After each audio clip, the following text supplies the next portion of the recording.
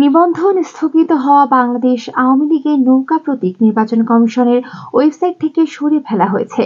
মঙ্গলবার রাত পর্যন্ত ওয়েবসাইটে আওয়ামী লীগ নামের পাশে নৌকা দেখা গেলেও বুধবার সকালে সেটি আর দেখা যায়নি।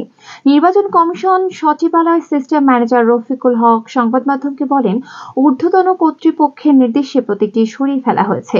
এর আগে মঙ্গলবার রাতে স্থানীয় সরকার উপদেষ্টা আসিফ মাহমুদ সজীব ভুঁইয়া ফেসবুক পোস্টে নির্বাচন কমিশনের সমালোচনা করে লেখেন, অভিশপ্ত নৌকা মার্কাটিকে কোন বিবেচনায় আবার শিডিউলভুক্ত করতে আইন মন্ত্রণালয়ে পাঠিয়েছেন।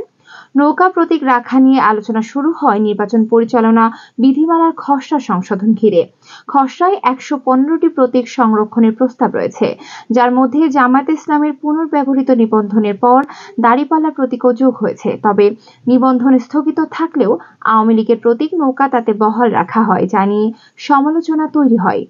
এর আগে নির্বাচন কমিশনার আব্দুর রহমান এল মাসুদ বলেছিলেন, প্রতীক কখনো নিষিদ্ধ হয় না, এটি কমিশনের সম্পত্তি।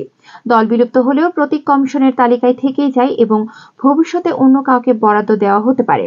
বর্তমানে ইসির তালিকাভুক্ত তফসিলভুক্ত প্রতীকের সংখ্যা ৬৯টি। এর মধ্যে ৫০টি রাজনৈতিক দলের জন্য এবং ১৯টি স্বতন্ত্র প্রার্থীদের জন্য সংরক্ষিত। নতুন তালিকা চূড়ান্ত হলে প্রতীকের সংখ্যা দাঁড়াবে ১১৫টি। গত বছরে ২০২৪ সালের ৫ আগস্ট আওয়ামী লীগের ১৫ বছর শাসনের অবসান ঘটে। পরবর্তীতে গত ১২ মে সরকার আনুষ্ঠানিকভাবে আওয়ামী লীগ এবং এর সব অঙ্গ ও সহযোগী সংগঠনের রাজনৈতিক কার্যক্রম নিষিদ্ধ করে। এরপর নির্বাচন কমিশন দলটির নিবন্ধন স্থগিত করে।